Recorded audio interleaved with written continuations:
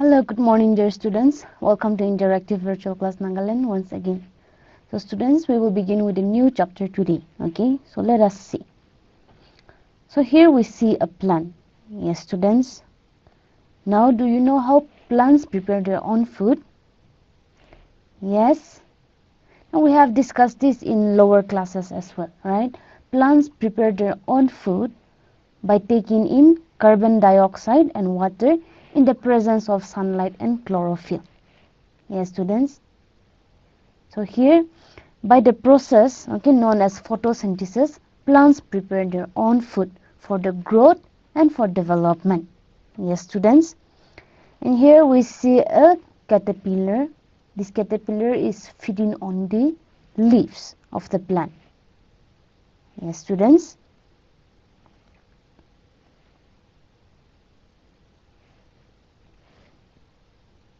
Then here we see giraffe feeding on the leaves of the trees. Yes students. So here we see the giraffe is feeding on the leaves of the trees. Yes. And here we see a frog. Yes students. The frog is feeding on insects. Yes students. The next we see here is a parrot. Parrot is eating fruits. Yes students. So here parrot is feeding on fruits. The next we see here is a plant. This plant is known as Venus flytrap.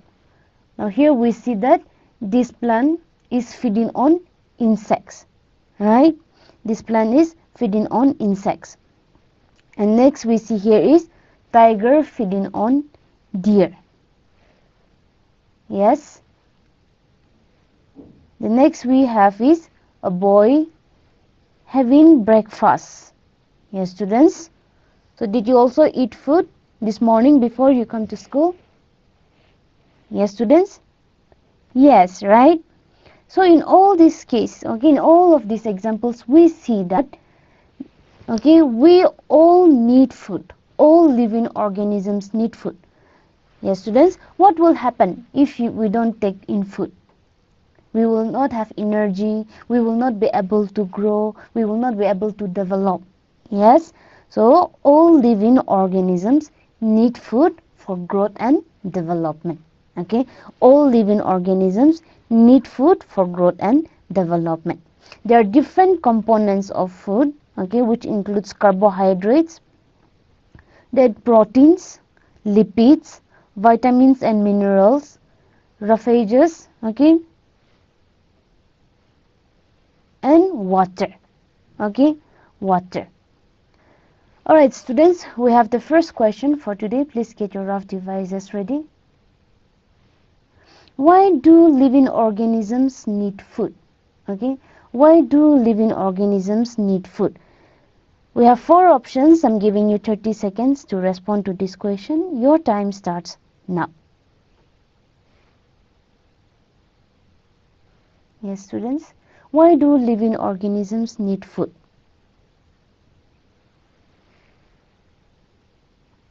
Option A is for growth and development.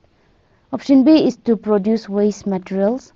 Option C to keep the body warm. And option D for respiration only. So why do living organisms need food? Alright students, yes, your time is up, and yes, good, the correct answer is option A, that is for growth and development. Living organisms need food for growth and development. Now here we see a man harvesting, yes, harvesting rice or paddy from his field. Yes, and here we see different animals, right? We see different animals like cow, fish, chicken, sheep. Yes.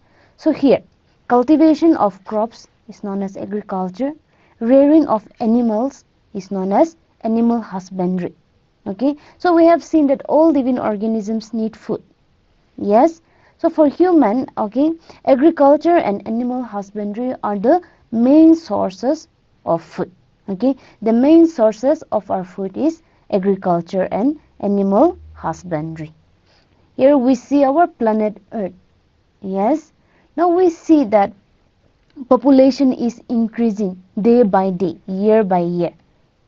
Yes. Even in India. Okay. Even in India. This is India. India is a very populous country. Yes. Our population. Okay. The population in India is 1 billion people. Okay. About 1 billion people, and it is still growing. The population is still increasing. Alright. So here we see that population is increasing rapidly. Yes. So this is human population. Now food production. What will happen, okay, if human population keeps on increasing but food production does not increase? Then what will happen? The food that is being produced will not be sufficient for everyone. Yes. So people will suffer from hunger. Yes. So what should we do? Okay. As human population increases, food production must also increases. Okay. As human population increases, food production must also increases. So let us see here. Here we see a man. Okay. We see that he is rearing animals. Yes. Now people are demanding food. Okay. People are demanding food. Now, as the population increases, the demand for food is also high. It is also increasing.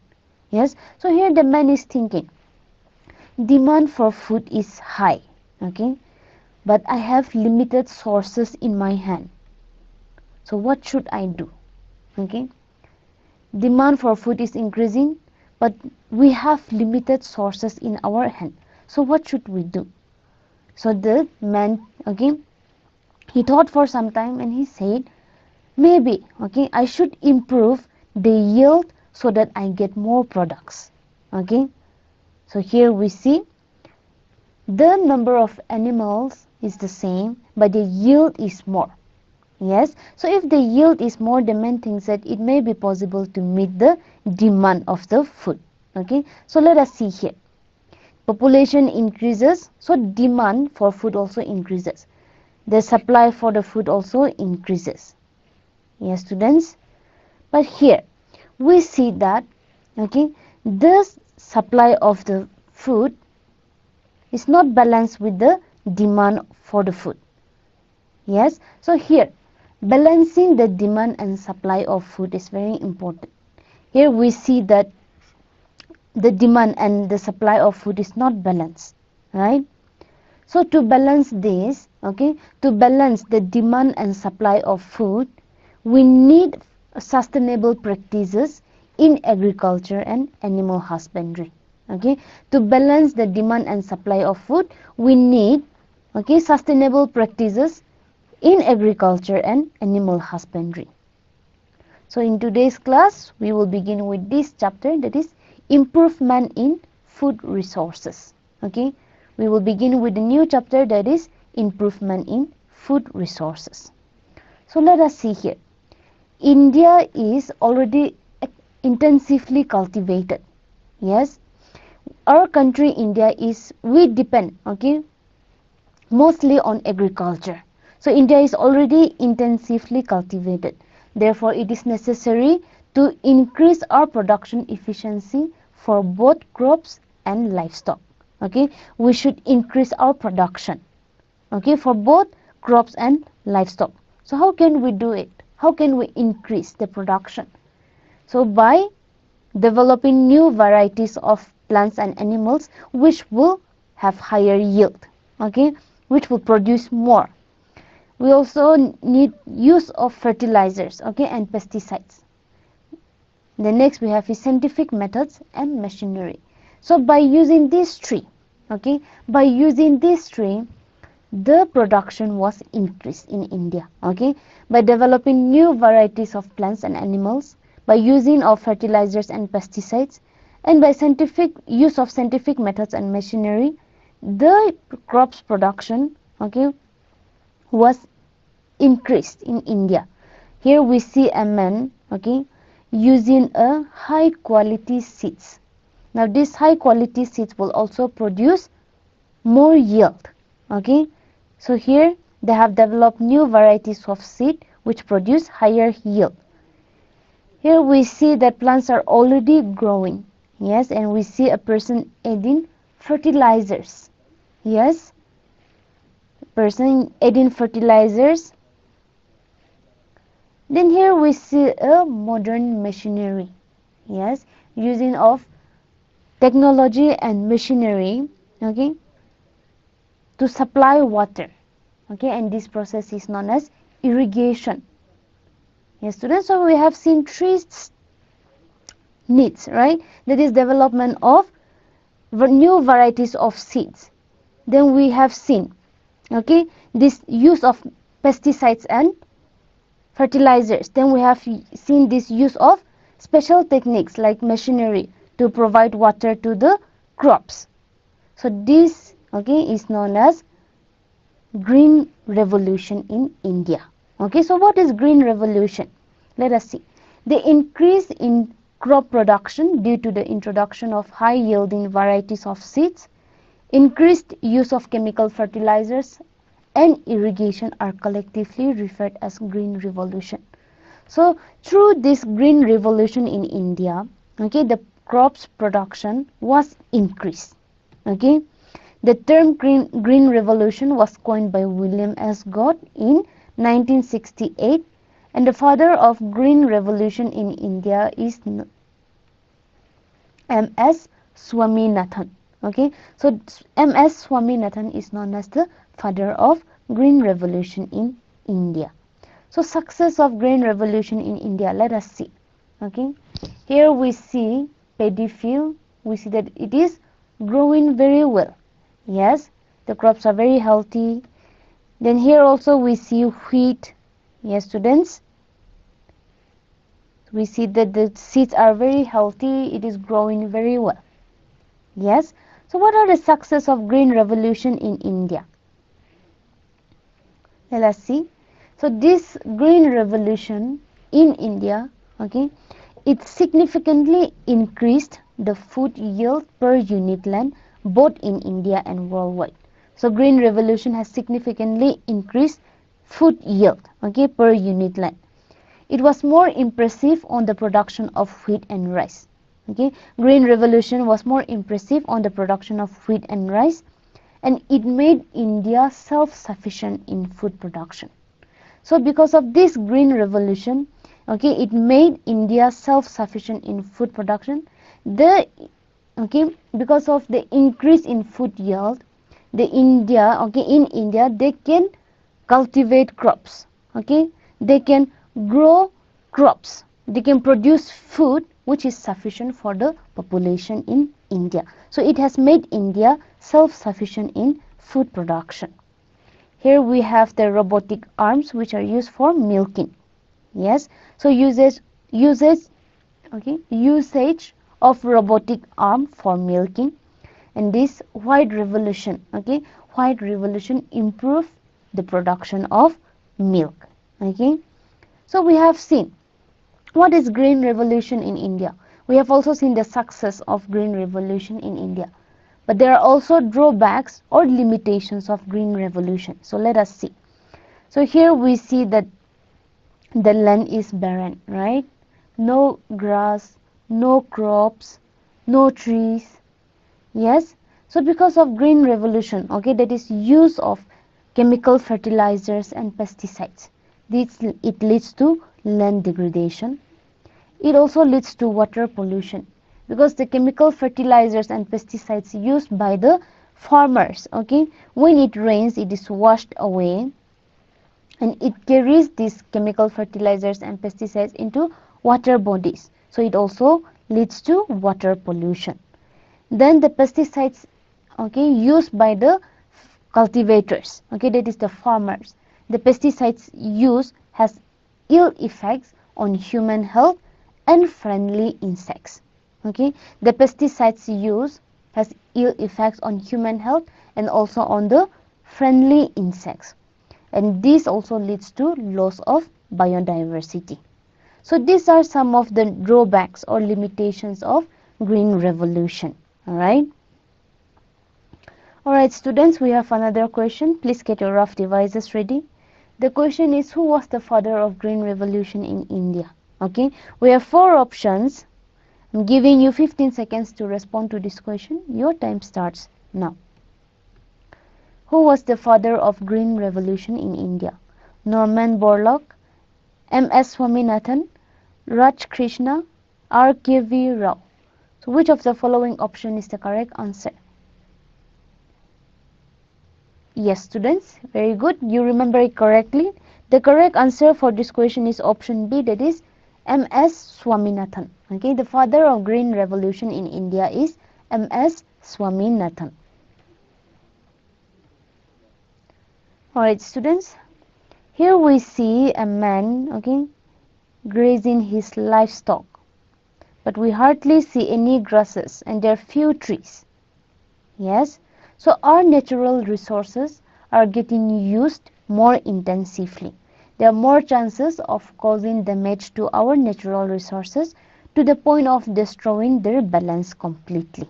Okay, so we should increase food production without degrading our environment. We have seen that green revolution leads to increase in food production, which make India self-sufficient in food production. Yes, but it also has drawbacks, right? It leads to land degradation, it leads to water pollution, it has ill effects on human health and friendly insects, and it leads to loss of biodiversity. Yes, so here we see that green revolution is not the suitable, appropriate method for us to increase food production. So we should increase food production without degrading our environment. Okay, so let us see what can be done, okay, to increase food production without degrading our environment.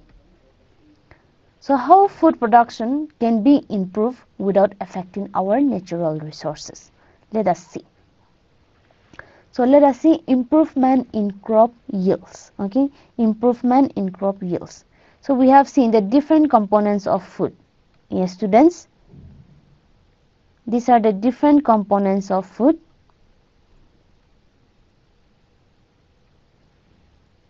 So let us see. Okay, we have different components of food. Let us see the sources. So the first we have is carbohydrates. So carbohydrates, okay, sources of carbohydrates include wheat, rice, oats, and maize. Okay, then we have proteins. The sources of proteins includes pea, green gram, then we have chickpea. Okay, then we have next we have is lipids. Okay, the sources of lipids are groundnuts, soya beans, and sunflower seeds. Okay, vitamins and minerals from fruits and vegetables. So we have different components of food. Okay, and the sources of these different components of food are also different. Okay. Alright, students, so let us see here. Here we see a cornfield, right? We see a cornfield. Now why do we cultivate maize or corn? For food purposes, right? And here we see a paddy field. Yes, the paddy is cultivated in a large scale. So here we see these are known as food crops. Okay, so what are food crops? Crops which are grown for a specific purpose such as food are known as food crops. Example we have seen are paddy and corn. We cultivate paddy and corn for specific purposes such as food. Yes, for consumption as food. So these are example of food crops. Then we have here, okay, fodder crops. Example are bersim and oats. Okay, these are fodder crops are those crops which are cultivated, okay, for the purpose of food for animals. Okay, so food crops, okay, it is for we cultivate food crops to use it as food, and fodder crops are those crops which are cultivated to use as food for animals. Okay, now here we see a plant, small plant, right? It is growing, it keeps on growing, it matures, then it will bear flowers and it produce fruits, right? Now once the fruits ripen, it will fall off from the tree, right? And the cycle will continue. The leaves will fall off from this tree, again it will develop new buds, and the cycle goes on. Yes, students. So here, okay, we see that the fruits again which falls off develop into new plants. So different crops require different climatic conditions, temperature and photo periods for the growth and completion of their life cycle. Okay, here we see a group of people cultivating paddy, right? So when do we cultivate paddy? During rainy season, right? So some crops are cultivated during rainy season and some crops are cultivated during winter season. Okay, so crops which are cultivated from June to October, that is during rainy season, are known as kharif crops. Some examples are soya bean and paddy. Okay, whereas the crops which are cultivated from November to April, that is during winter season, these crops are known as rabi crops. Examples are wheat, pea. Okay, so there are two types of crops here. Yes, we have kharif crops which are cultivated from June to October, that is during rainy season. Examples include soya bean and paddy. You can cite more examples of your own. And those crops which are grown from November to April are known as rabi crops. Some examples, that is during winter. Okay, some examples of rabi crops are wheat and pea. For the same, you can add more examples. Alright students, we have another question. Please get your rough devices ready. The question is, the crop sown in November and reap in April is called, okay, which of the following? We have four options: rabi crop, kharif crop, zaid crop, seasonal crop. So I'm giving you 15 seconds to respond to this question. Your time starts now. The crop sown in November and reap in April is called which of the following?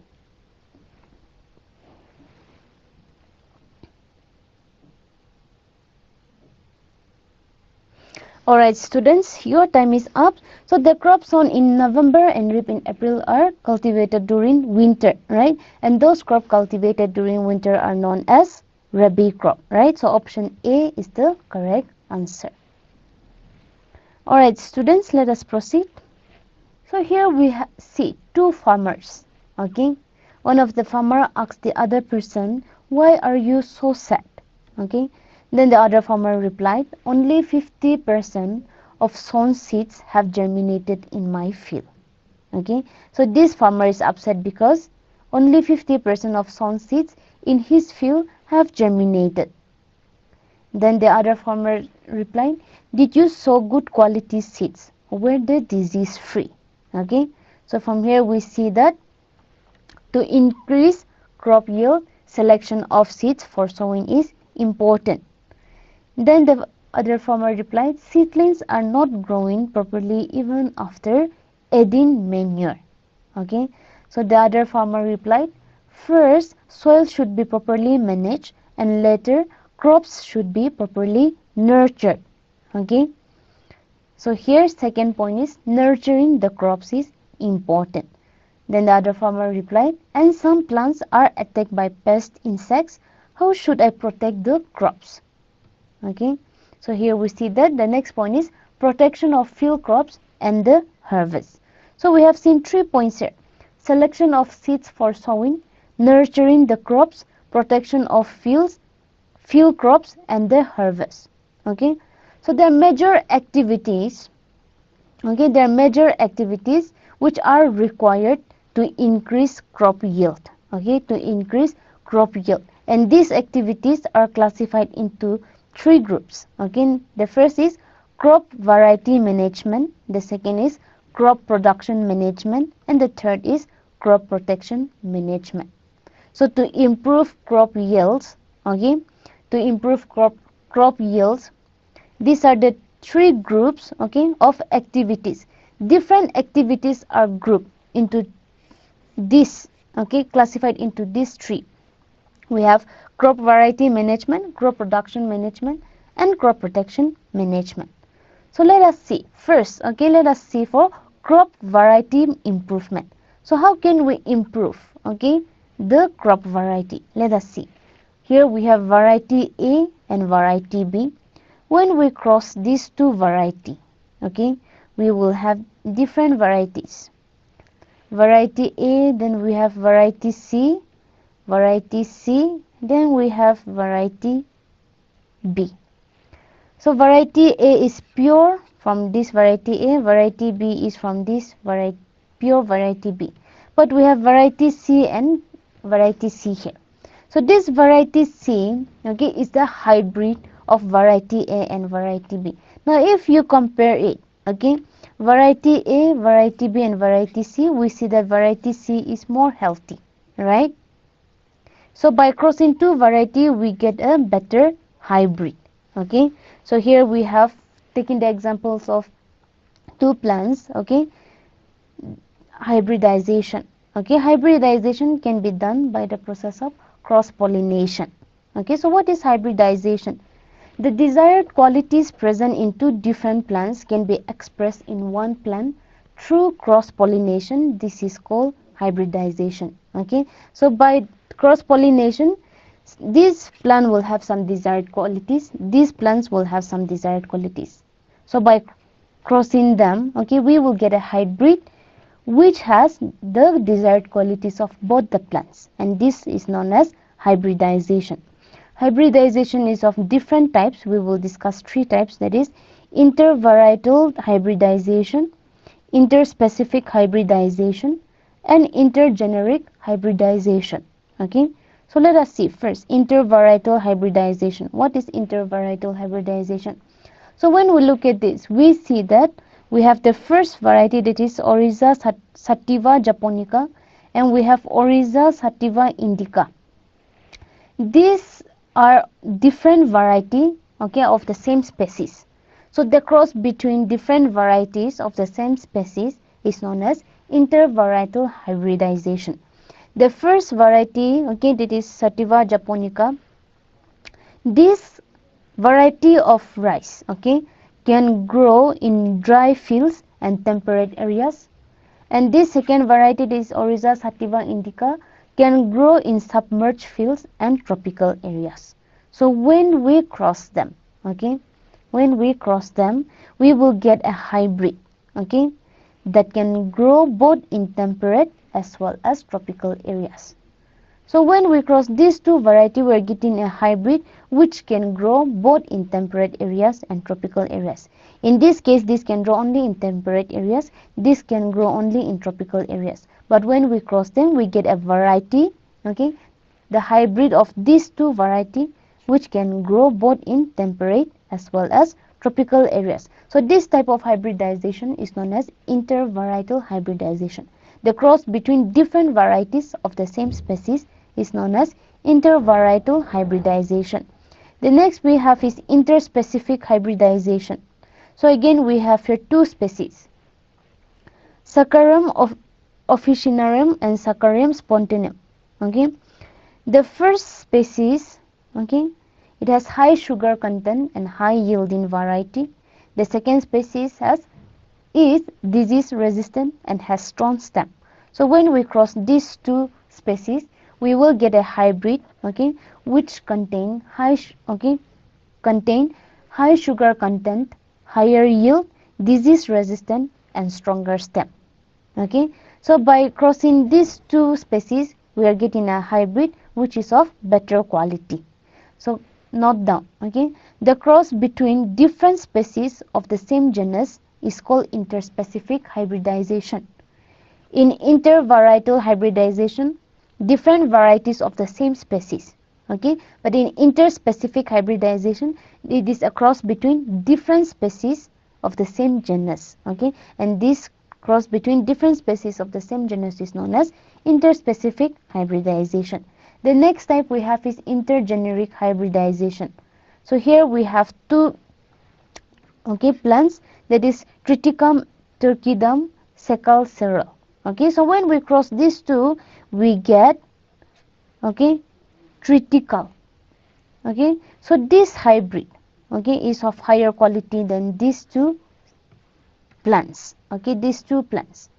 So here we see that the cross between different genera is called intergeneric hybridization. These two plants are from different genera. Okay, so we see that the cross between different genera is called intergeneric hybridization.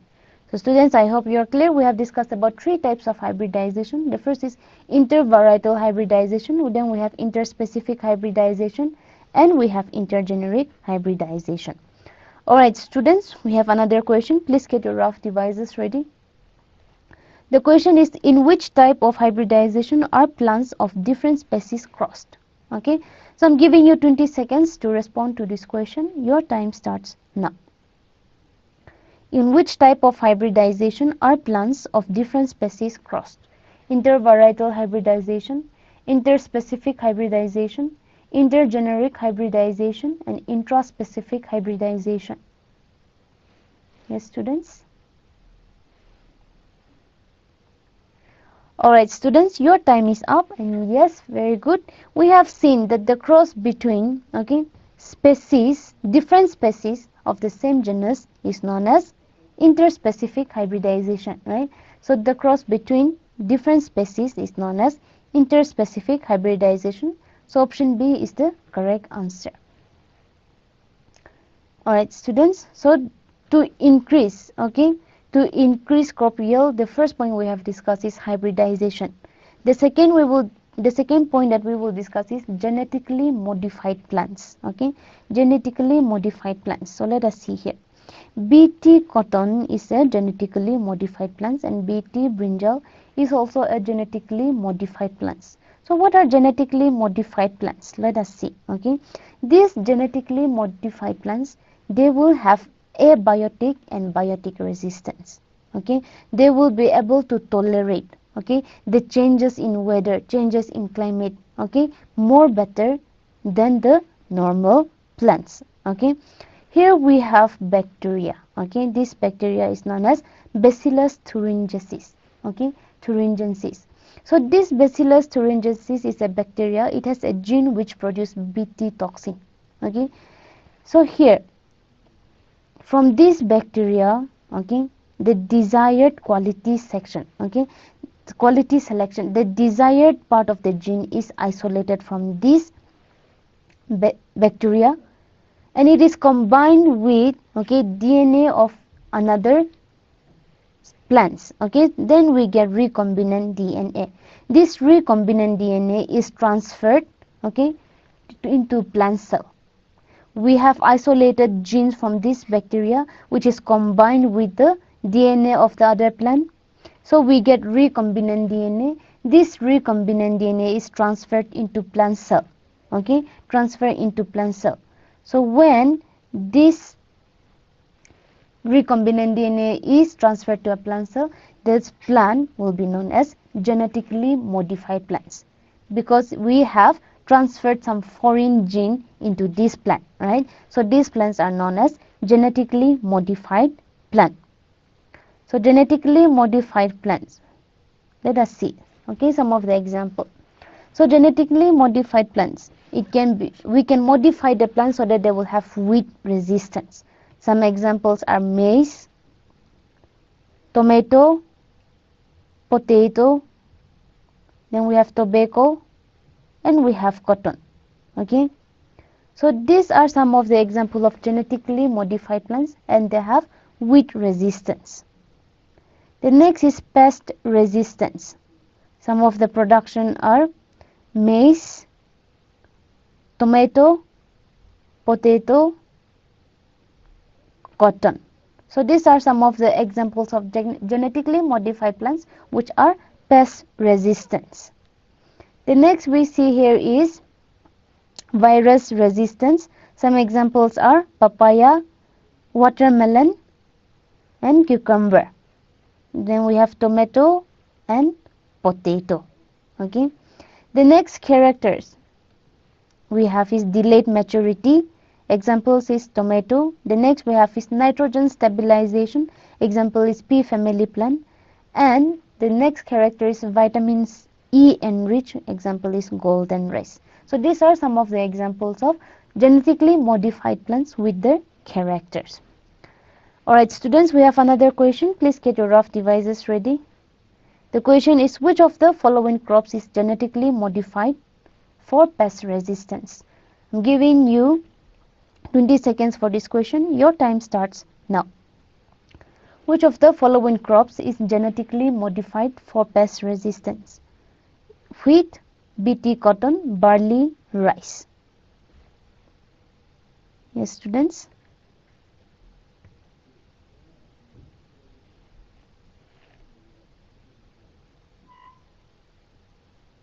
Alright, students. Your time is up. And yes, good. The correct answer is option B, that is BT cotton. Okay. The genetically modified plant for pest resistance is BT cotton. Alright, students. So here we see, okay, that paddy are usually grown, okay, in water during rainy season, right? But here we see that these paddy are also thriving well even in dry areas, even in a dry land. Yes, so these genetically modified plants, they also have wider adaptability. Okay, these genetically modified plants, they have abiotic and biotic resistance, and they have wider adaptability. Okay, so developing seed varieties that can be grown in different environmental conditions. So crop variety improvement. Okay, crop variety improvement. We have discussed about crop variety improvement. We have seen that it can be improved through hybridization and by through genetically modified plants, right? So the factors involved, okay, in crop variety improvements are higher yield, improved quality, abiotic and biotic resistance, change in maturity duration, wider adaptability. Okay, so these are the factors involved in crop variety improvement. Alright students, so in today's class, okay, we have discussed that all living organisms need food for growth and development. We have also seen that as the population is increasing, at present the population in India is 1 billion and it is still increasing. So there is more demand for food, so the supply of food must also increase, right?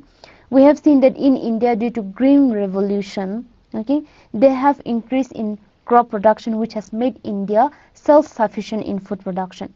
However, there are drawbacks of green revolution, which leads, okay, to land degradation, water pollution. It has also ill effects on human health and other friendly insects, and it has led to loss of biodiversity.